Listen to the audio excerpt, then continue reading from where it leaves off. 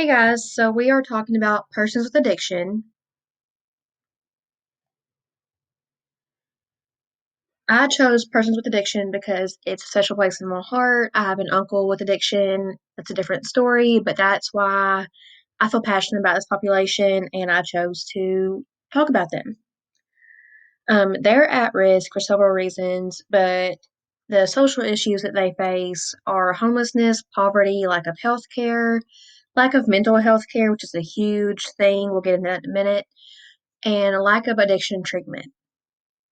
Teenagers and people with mental health disorders are the most vulnerable for developing addictions. Around 21 million people struggle with addiction, yet only around 10% receive treatment. Back to the second statistic, people with mental health disorders are the most vulnerable. That is because they lack resources. If they don't have the resources, they can't get help. And where do they turn? Addiction. It's a coping mechanism. This is a problem because these people fall through the cracks. They don't receive the care they need from society or anyone else.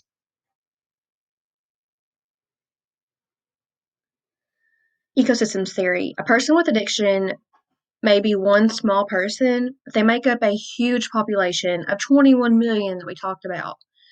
Their addiction affects themselves, their family, and their entire community.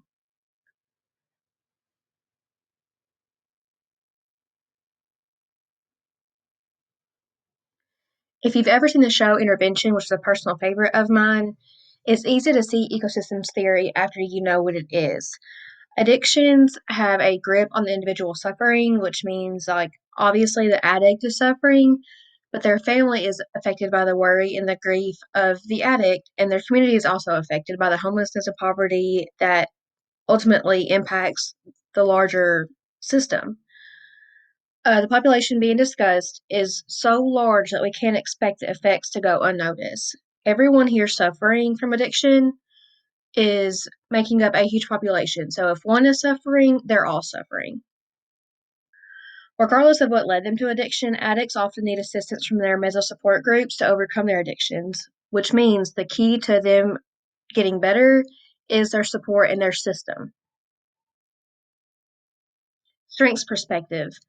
The strengths perspective focuses on the assumption that humans have the ability to grow, adapt, and change. If we know addiction, we know the addicts have to grow and change their behavior to get better.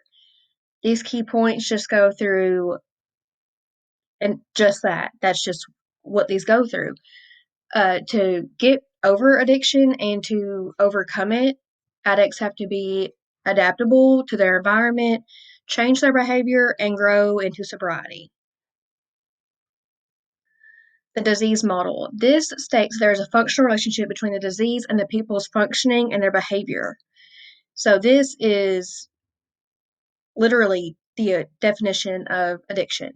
Addiction is a disease, which is an opinion, or not an opinion, it's a fact, but it's a public opinion controversy, if that makes sense. To apply this to addiction, we can see that their disease of addiction impacts them and their development by rendering them in poor social conditions from previous slides. The disease affects them and ultimately puts them in these poor conditions that we saw, such as homelessness, poverty, etc. And then here are my references. Thanks for listening, guys.